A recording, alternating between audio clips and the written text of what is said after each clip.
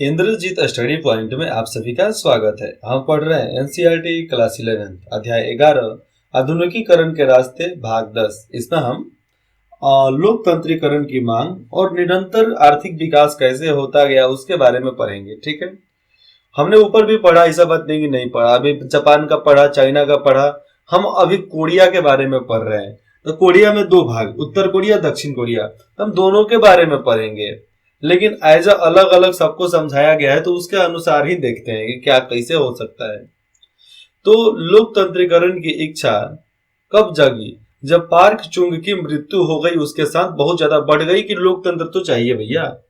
लेकिन दिसंबर 1989 1979 में फिर एक बार एक सैन्य नेता चुन डू हवन की अगुवाई में सैन्य तख्तापलट का मंच तैयार हो गया कि भैया फिर से अब तख्तापलट होगा।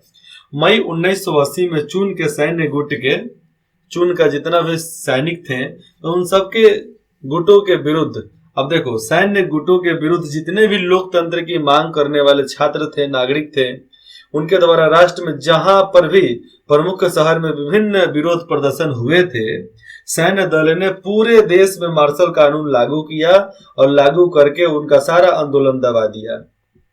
किंतु गुआंगजू गुआंगजू शहर में विशेष रूप से छात्र और नागरिक लगातार मार्शल कानून को समाप्त करने की मांग करते रहते थे। हालांकि चीन के सैन्य दल ने लोकतंत्रीकरण के विरुद्ध, लोकतंत्रीकरण के लिए जो लोग विरोध प्रदर्शन कर रहे थे, उसको, उनके सभी को आवाजों को दबाया। उसी वर्ष अंत में, उसी वर्ष कब 1980 के लास्ट में चुन यूसिन संविधान के तहत एक प्रत्यक्ष चुनाव के माध्यम से राष्ट्रपति बने। चुनाव हुआ, चुनाव में एकदम अप्रत्यक्ष चुनावी, मतलब सामने कोई खड़ा ही नहीं हुआ। प्रत्यक्ष कोई होता तब ना, अप्रत्यक्ष एकदम जब चुनाव हुआ कोई आगे खड़ा नहीं हुआ, जीते और फिर राष्ट्रपति बन गए। किसकी क्या हिम्मत कि भैया उसके सामने खड़ा हो, मरवा उड़वा देगा। तो चुन प्रशासन ने अपनी सरकार को स्थिर बनाने के लिए लोकतंत्रीकरण, चाहे लोकतांत्रिक प्रभाव का मजबूती से दमन किया।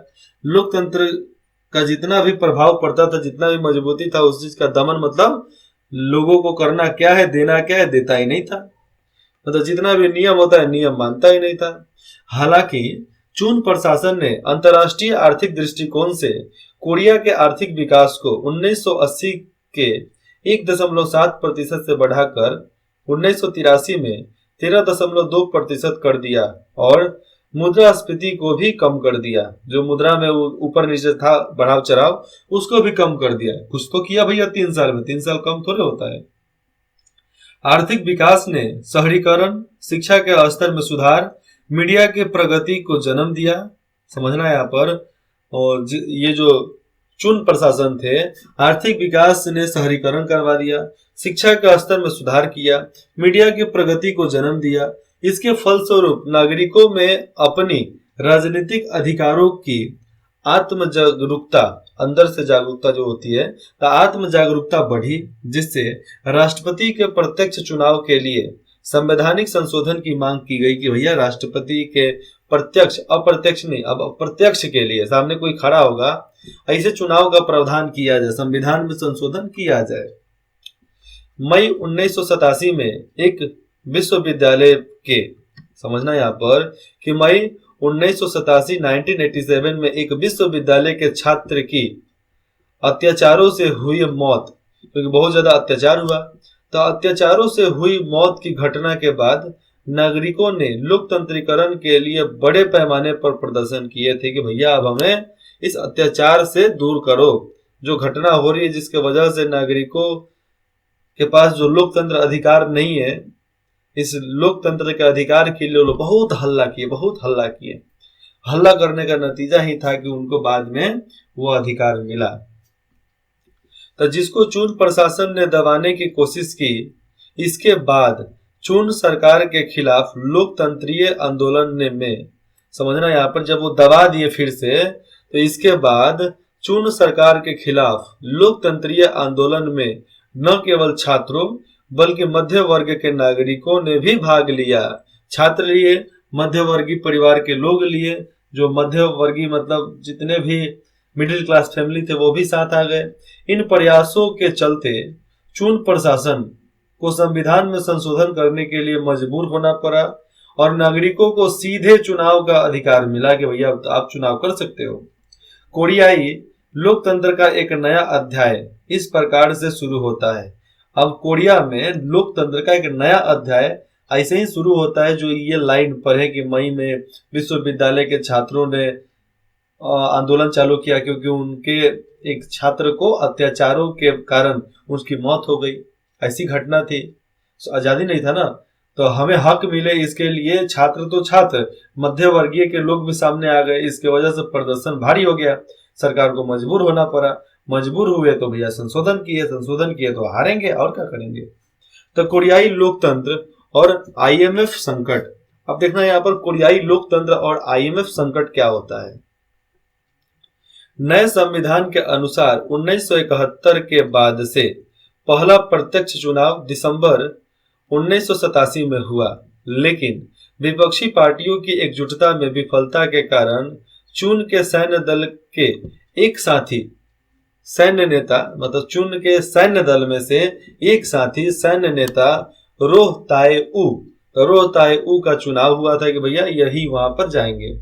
हालांकि कोरिया में लोकतंत्र जारी रहा, अब उसके बाद से लोकतंत्र जारी रह गया और 1990 में लंबे समय से विपक्षी नेता रह चुके, ठीक है, किम यांग सैम, तो उन्होंने एक बड़ी सत्तारूढ़ी पार्टी बनाने के लिए रोह की पार्टी से समझौता किया कि भैया हम भी एक पार्टी बनाते हैं, आप हमारा साथ देना। नवंबर 1992 में दशकों से चल रहे सैन्य शासन के बाद, मतलब 10-20 साल से जो सैन्य लड़ाई चल रही थी उसके शासन के बाद एक नागरिक नेता किम को राष्ट्रपति पद के लिए चुना गया। अब वो किम राष्ट्रपति बन गए। पूरा नाम उनका क्या था? किम यंग सैम, वो राष्ट्रपति बनते हैं, ठीक है। नए चुनावों एवं सत्तावादी सैन्य शक्ति के विघटन के फलस्वरूप एक बार फिर लोकतंत्र की शुरुआत हो गई। लोकतंत्र वहां से कायम हो गया, ठीक है। जब वहां पर नया प्रशासन लागू हुआ तो नए प्रशासन के निर्यात नीति के तहत, आयात मतलब क्या? मंगाना, निर्यात मतलब बेचना, तो समझो वहां पर सैमसंग, हुंडई, एलजी सहित कुछ कंपनियां 1990 की शुरुआत तक वैश्विक प्रमुखता के स्तर तक पहुंच चुकी थी और वहां की सैमसंग, हुंडई और एलजी ये सब एकदम बढ़िया लेटेस्ट क्वालिटी का सब चीज बेचने लगे थे। आप समझ सकते हो, एलजी का मोबाइल, एलजी का टीवी हर किसी के पास था, आज भी है, बहुत लोगों के पास है। हुंडई का गाड़ी किसके पास नहीं है? कम से कम 50% लोगों के पास तो हुंडई का गाड़ी है, हुंडई का सामान है। सैमसंग टीवी सैमसंग का बिक रहा है, सैमसंग का चिप है। आज किसी भी चीज का डिस्प्ले देख लोगे सैमसंग का ही डिस्प्ले है, क्योंकि सैमसंग उसमें 20 से 25 साल दिया है तब जाकर उसका डिस्प्ले उतना अच्छा आता है। आज सैमसंग का डिस्प्ले फोल्ड कर दोगे तो भी नहीं टूटेगा। एप्पल के मोबाइल में जो डिस्प्ले लगता है वो भी सैमसंग का आता है, सैमसंग कंपनी का। तो भैया ये लोग उस समय से 1990-92 से ये लोग एकदम उस शुरुआती दौर में है कि भैया हम कुछ तो नया कर सकते हैं। 1990 की शुरुआत तक वैश्विक प्रमुखता के स्तर तक पहुंच चुकी थी तीनों कंपनियां। सरकारी समर्थन के साथ जब सरकार ने समर्थन किया तो कोरियाई कंपनी ने पूंजी प्रधान व्यवसाय और रासायनिक उद्योगों के साथ साथ इलेक्ट्रॉनिक उद्योगों में भी निवेश करना शुरू कर दिया। इनकी सब मोबाइल कंपनियां, ऑटोमोबाइल तो थी ही, उसके बाद से सरकार ने जब साथ दिया तो ये लोग क्या किए, कोरिया में रासायनिक उद्योग के साथ साथ ये लोग इलेक्ट्रॉनिक उद्योग में भी घुस गए, चलो ये भी कर लेते हैं। दूसरी ओर सरकार ने प्रौद्योगिकी और सामाजिक बुनियादी ढांचे के निर्माण पर ध्यान देना जारी रखा कि भैया अब तो कुछ किया जा सकता है, अब कानून बनाओ इस पे। इस बीच कोरिया के बाजार को अन्य देशों के लिए खोलने के लिए, समझना यहाँ पर, इस बीच कोरिया के बाजार को अन्य देशों के लिए खोलने के लिए नौ उदारवादी दावे में किम प्रशासन की नया जब दावा पेश हुआ तो किम प्रशासन ने 1996 में आर्थिक सहयोग और विकास संगठन ओआईसीडी में शामिल होने का निर्णय लिया कि हम भी अब OECD में शामिल हो जाएंगे और कोरिया की अंतर्राष्ट्रीय प्रतिस्पर्धा को मजबूत करने का प्रयास शुरू किया जाएगा। लेकिन बात हम यहाँ पर कर लेंगे कि व्यापार घाटे में बढ़ोतरी, घाटे में बढ़ोतरी मतलब व्यापार घाटे में चला तो बढ़ोतरी कैसे हुआ? वित्तीय संसाधनों द्वारा खराब प्रबंधन, संगठनों द्वारा बेईमान व्यापारिक संचालन के कारण कोरिया को 1997 में विदेशी मुद्रा संकट का सामना करना पड़ा। इस संकट को अंतर्राष्ट्रीय मुद्रा कोष IMF द्वारा आपात वित्तीय सहायता के जरिए संभालने की कोशिश की गई। यही नहीं, इस आर्थिक संकट में पूरे देश ने एक साथ प्रयास किया कि भैया इस आर्थिक संकट से आगे निकलो। नागरिकों ने गोल्ड कलेक्शन मूवमेंट के माध्यम से, अब गोल्ड कलेक्शन मूवमेंट क्या होता है, उसके मूवमेंट के माध्यम से विदेशी ऋण भुगतान के लिए सक्रिय रूप से योगदान दिया कि भैया अब विदेश से भैया ऋण ले लो। तो यहाँ पर ऋण भुगतान के लिए सक्रिय रूप से योगदान दिया कि ठीक है, जैसा आप कहोगे वैसा होगा। जून 1987 के लोकतंत्र आंदोलन के दौरान यहाँ पर देख लो प्रदर्शनकारी कैसे यहाँ पर प्रदर्शन कर रहे हैं, बच्चों के साथ साथ जवान भी मिल चुके थे।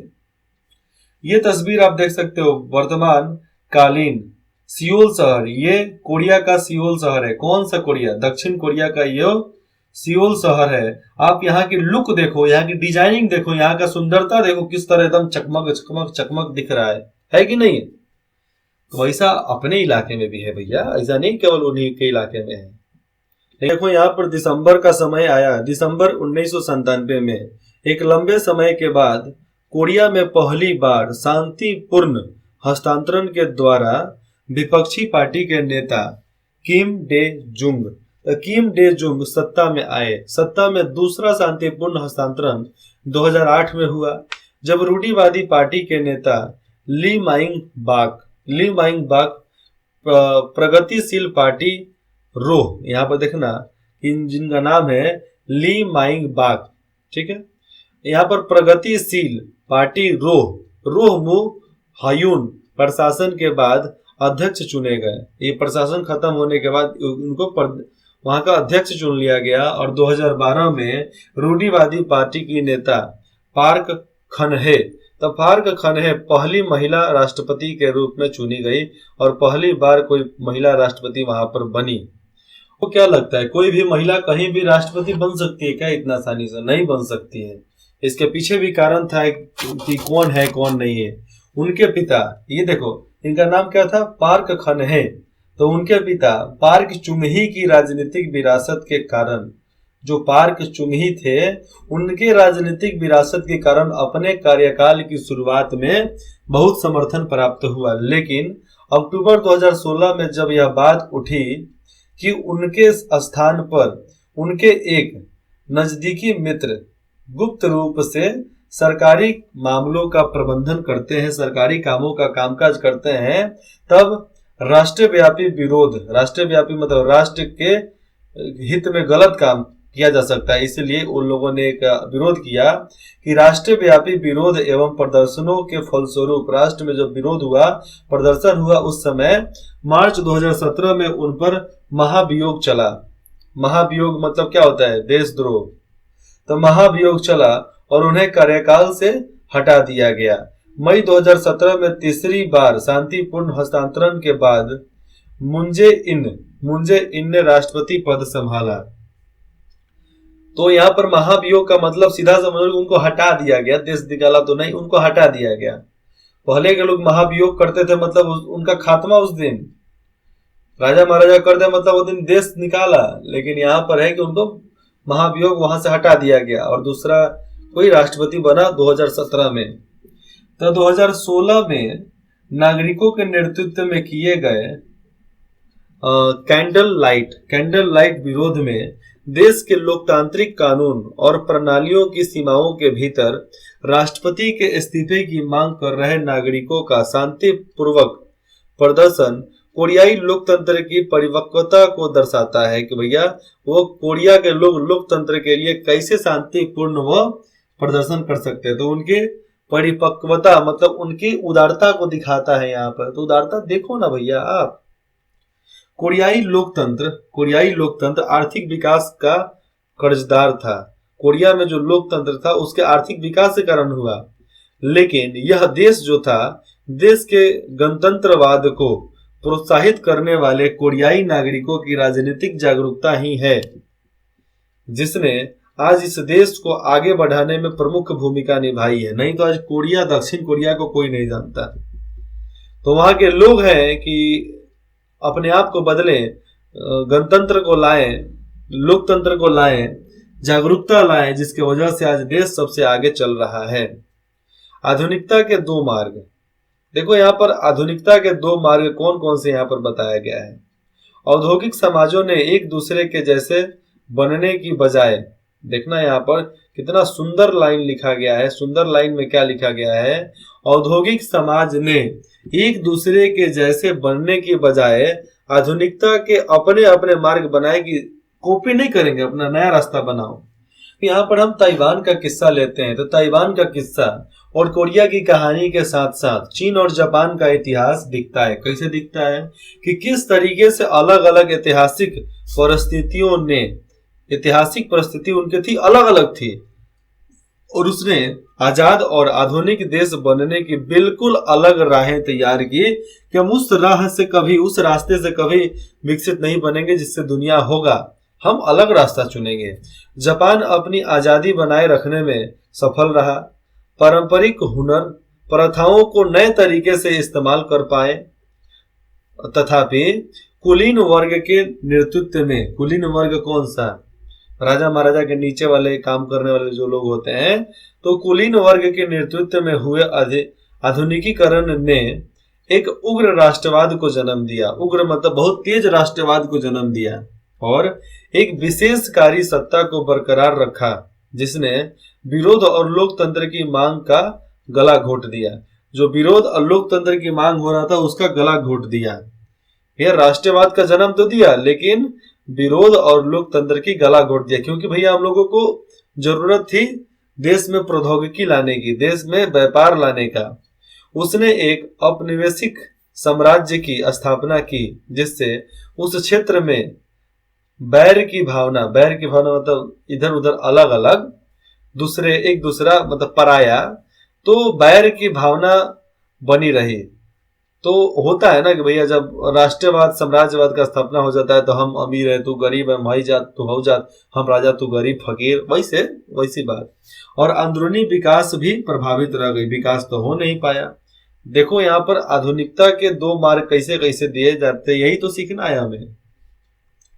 जापान का आधुनिकीकरण एक ऐसे वातावरण में हुआ जहां पश्चिमी सम्राटवाद, पश्चिम के इलाके में जाने के बाद जो सम्राट कौन, साम्राज्यवाद, वहां का राजा, तो उनकी ताकतों का प्रभुत्व था, वही सबसे ज्यादा शक्तिशाली थे।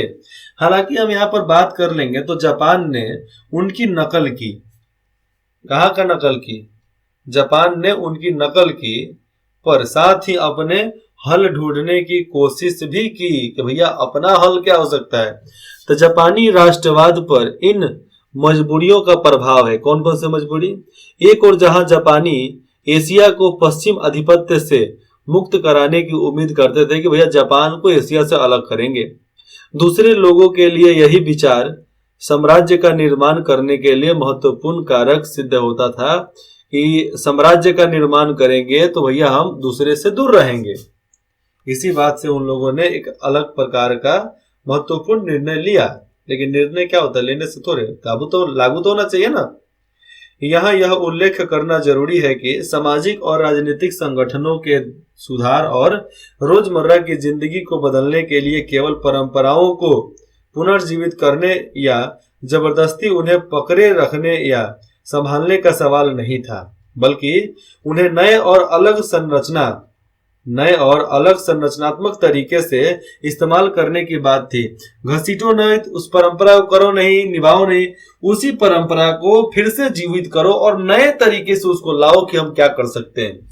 उदाहरण के लिए हम देखेंगे तो मेजी स्कूली पद्धति ने यूरोपीय और अमेरिकी प्रथाओं के रूप जिसका उनका अनुरूप हो गया, नए विषयों की शुरुआत की। नया विषय आ गया, किंतु पाठ्यचर्या का मुख्य उद्देश्य पढ़ाने का मुख्य उद्देश्य निष्ठावान नागरिक बनना था कि भैया एक अच्छे नागरिक बन जाओ जिसकी इज्जत वगैरह होती है समाज में। नैतिक शास्त्र किताब था, नैतिक शास्त्र अब भारत में भी था, हटा दिया गया। नैतिक शास्त्र का विषय पढ़ना अनिवार्य था। क्यों था भैया? जिसमें सम्राट के प्रति वफादारी पर जोर दिया जाता था और इसी तरीके से परिवार में और रोजमर्रा के, चाहे रोजगार की बात नहीं, आप रोजमर्रा ही है, तो रोजमर्रा की जिंदगी में आए बदलाव विदेशी और देसी विचारों को मिलाकर कुछ नया बनाने की कोशिश को दर्शाते हैं। क्या दर्शाते हैं? रोजमर्रा की जिंदगी में विदेशी विचारों के साथ, देसी विचारों के साथ, इन दोनों देसी और विदेशी को मिलाकर एक नया चीज नया बनाने की कोशिश को दर्शाता है। क्या चीज दर्शाता है? हमारा इस तरीके का सब चीज नया नया करना। तो नैतिक शास्त्र में हमें बताया जाता था कि वफादारी कैसी करनी है, पुराने चीज को नया कैसे बदलना है और देश और विदेश के विचारों को मिलाकर एक नई कोशिश कैसे करनी है, उसको भी दर्शाता है नैतिक शास्त्र में। तो नैतिक शास्त्र पढ़ना चाहिए, अच्छी बात है, पढ़ो। चीन का आधुनिकीकरण का सफर बहुत अलग था। अब चीन का देखो, उसका भी आधुनिकीकरण का सफर पूरा तरीके से अलग था। पश्चिमी और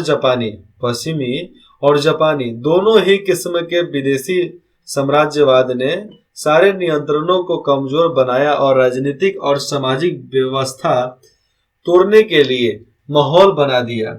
इसके चलते हुआ क्या? ज्यादातर लोगों को बहुत से दुख दर्द सहने पड़े थे। युद्ध कौन लड़ता था? सामंतवाद, लूटमार और गृह युद्ध ने बहुत से लोगों की जान ले ली।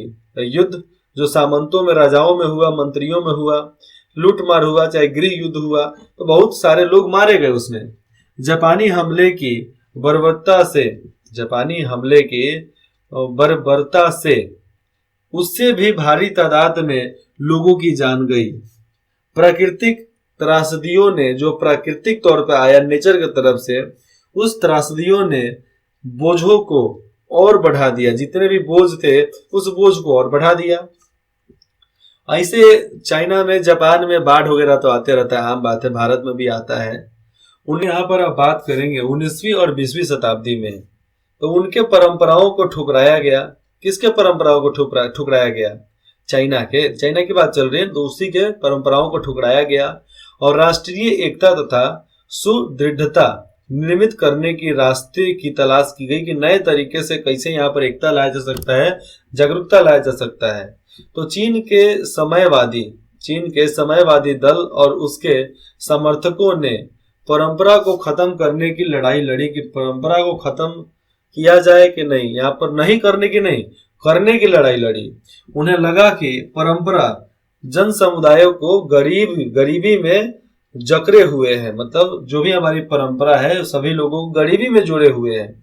महिलाओं को अधीन बनाती है, घर में रहकर काम करो, और देशों को अविकसित रखती है। जब घर में सब रहेंगे तो देश विकसित कैसे होगा? समयवादी दल ने लोगों को अधिकार एवं सत्ता देने की बात की, परंतु वास्तव में बात कर लिया जाए तो उसने बहुत ही केंद्रीकृत राज्य की स्थापना की। समयवादी जो पार्टी था, उनका कार्यक्रम की सफलता ने उम्मीद का वादा किया कि हम ये चीज कर देंगे, लेकिन दमनकारी राजनीतिक व्यवस्था ने मुक्ति और सामंत के आदर्शों को ऐसी नारेबाजी में बदल दिया जो लोगों को चालाकी से प्रभावित कर अपने काबू में लेने में काम करते हैं, यहाँ पर चाहे लेने में काम आती है। तथापि हम यहाँ पर बात कर लेंगे तो इससे शताब्दियों पुरानी जितनी भी हमारी असमानताएं हैं हट गई। अगर हम बदलेंगे तो हमारी सदियों पुरानी जो असमानताएं वो भी हटेगी। शिक्षा का विस्तार हुआ, जनता के बीच एक जागरूकता पैदा हुई, और यही जागरूकता पैदा हुई, शिक्षा का विस्तार हुआ, पिछले जितने भी परंपरा थी उनमें से असमानताओं को हटा दिया गया, तभी जाकर चाइना इतना विकसित हो पाया। पार्टी ने अब बाजार संबंधी सुधार किए, अब बाजार में भी लोग सुधार किए और चीन को आर्थिक दृष्टि से ताकतवर बनाने में कामयाब हुए कि भैया चीन को बढ़िया तरीके से विकसित कर देना है, जबकि राजनीतिक व्यवस्था अब भी कड़े नियंत्रण में है कि राजनीतिक व्यवस्था में कुछ नहीं, उसको नियंत्रण में रखो। अब समाज बढ़ती असमानताओं का सामना कर रहा है और सदियों से दबी परंपराएं, जो उनकी दबी परंपराएं थी, पुनर्जीवित होने लगी है एक नए तरीके से। यह नई स्थिति एक बार फिर यह सवाल खड़ा करती है कि चीन किस तरीके से अपनी धरोहर को बरकरार रखते हुए अपना विकास करता है। तो सवाल यही खड़ा है कि अपनी धरोहर को बचाओ लेकिन फिर भी विकास करो। अभ्यास यहाँ पर देखना, मैं 2-3 सवाल बता देता हूँ। मेजी पुनर्स्थापना से पहले की वे अहम घटनाएं क्या थी? उन्होंने जापान के तीव्र आधुनिकीकरण को संभव कैसे किया, इसके बारे में बताना है। संभव किया, कैसे किया? आराम से जो मेजी पुनः स्थापना पढ़े उसको लिख डालो, थोड़ा थोड़ा बीच से काट कर लिख डालो, हो गया। यहाँ पर पश्चिमी ताकतों द्वारा पेश की गई चुनौतियों का सामना छिंग राजवंश ने कैसे किया? छिंग जो राजवंश था उसने पश्चिम के ताकत को कैसे यहाँ पर झेला, उसकी चुनौतियों का सामना कैसे किया, वो लिखना है। तो राजा वाला टॉपिक उठा के यहाँ पर लिख दो, हो गया। लेकिन समझ कर लिखना, अपने मन से लिखना है। बताने के लिए आंसर बताया जा सकता है, लेकिन अपने मन से लिखो, तभी तो मालूम चलेगा कि लिख सकते हैं। खोजो, कहीं ना कहीं मिलेगा, उस लाइन का मिले वो भी लिख दो। हम भी यही करते थे, जो भी उस लाइन का मिलेगा लिख देंगे। संक्षेप में निबंध लिखिए। क्या पड़ोसियों के साथ जापान के युद्ध और उसके पर्यावरण का विनाश तीव्र औद्योगिकरण की जापानी नीति के चलते हुआ था? अब पड़ोसियों के साथ जो युद्ध हुआ किस लिए हुआ था? पर्यावरण विनाश के लिए कि तीव्र गति से औद्योगिकरण हो रहा था, इसके लिए, उसके नीतियों की वजह से, ये हमें बताना है। तो ये निबंध के रूप में है, तो हमें सोच समझ के लिखना है। तो सबसे पहले थोड़ा सा लो, क्या पड़ोसियों के साथ जापान के युद्ध और उसके पर्यावरण का विनाश तीव्र औद्योगिकरण की जापानी नीति के चलते हुआ? तो आप यहाँ लिखना, पड़ोसियों के साथ जापान के युद्ध और उसके पर्यावरण का विनाश तीव्र औद्योगिकरण की जापानी नीति के चलते हुआ। कैसे? क्योंकि पड़ोसी जब साथ में रहते हैं तो कुछ न दुष्प्रभाव, चाहे सक्रियता उनके ऊपर भी जाती है। उसके बाद उनकी डिटेल्स लिखना है कि कैसे वो लोग प्रदूषण को रोकने के लिए काम किए, औद्योगिकरण को बढ़ावा दिए, तीव्र औद्योगिकरण को। ये सब आप यहाँ पर अपने दिमाग से सोचो और बहुत बेढंग तरीके से नहीं, ढंग वाले तरीके से यहाँ पर आंसर को सजा सजा कर आप लिखो। इसके नीचे आपका ये पूरा, अब ये बुक खत्म। विश्व इतिहास का ये सब कुछ दिया गया है जो आपको पढ़ने लायक तो नहीं है, कोई फायदा नहीं है इसको पढ़ने का। अब जाकर हम दूसरे किसी बुक को पढ़ेंगे। आपको कुछ भी डाउट हो, कुछ भी पूछना है, बताना है, नया बुक चाहिए, आप हमें कमेंट कीजिए, आपको लिंक प्रोवाइड कर दिया जाएगा उस प्ले लिस्ट का। इंद्रजीत स्टडी पॉइंट में जुड़ने के लिए आप सभी का बहुत बहुत धन्यवाद।